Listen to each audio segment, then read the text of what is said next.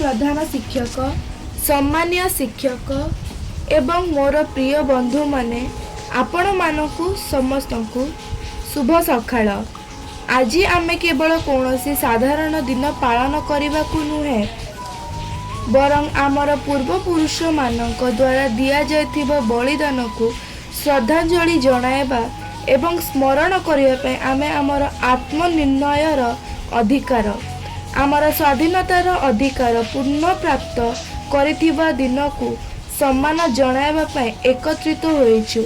जे दिन आमे आमर स्वाधीनता दिवस भाବରେ पालन करू।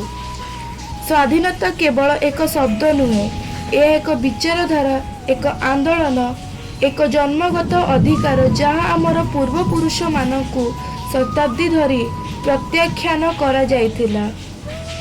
सेमाने उपनिवेशवादी शक्ति विरुद्ध रे अत्याचारी शासन विरुद्ध रे एवं एही दिन आमको उपहार देबा पई सेमानंकर निज भय विरुद्ध रे लड़ीथिले।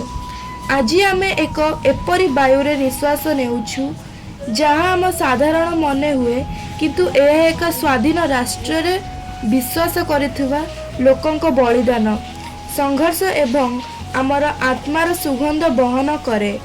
15 अगस्त पालित करिथिबा स्वाधीनता दिवस 1947 मसीह ब्रिटिश उपनिवेशवादी शासन को देशरू मुक्ति प्रदान करिबार स्मृति रे पालन करा जाए।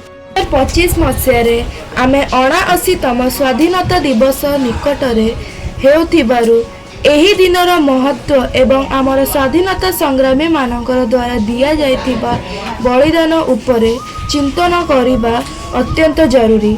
जातीय पिता महात्मा गांधी, सरदार वल्लभ भाई पटेल, जवाहरलाल नेहरू एवं सुभाष चंद्र बोस परि प्रतिकामित नेतांक नेतृत्व रे अनेक स्वाधीनता आंदोलन एवं प्रतिवाद सहित स्वाधीनतार यात्रा लंबा एवं कष्टकर थिला। सेमानक प्रयास ब्रिटिश शासन भारत को स्वाधीनता प्रदान करिथिला। 15 अगस्त 1947 रे जवाहरलाल नेहरू लाल किला रे जातीय पताका उत्तोलन करिथिले। स्वाधीनता दिवस आमको एकता, गणतंत्र एवं स्वाधीनतार गुरुत्व मने पकाई थाए।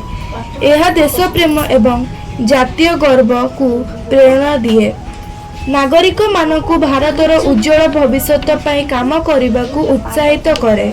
एही दिनटी जातीय एकता एवं विविधता प्रदर्शन करी पताका उत्तोलन, पैरेड एवं सांस्कृतिक कार्यक्रम समेत महान समारोह सहित पालन करा जाए।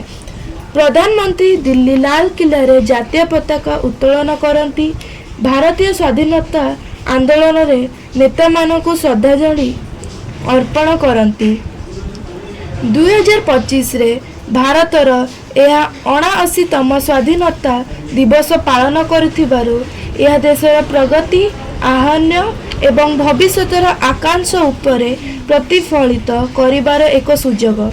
नागरिक माने निज एवं भविष्यत पीढ़ी पाई एक उज्जवल भविष्य पाई कार्य करी जातीय विकास, एकता एवं प्रगति प्रति सेमानंकर प्रतिबद्धता को नवीकरण करि पारिबे। धन्यवाद। जय हिंद।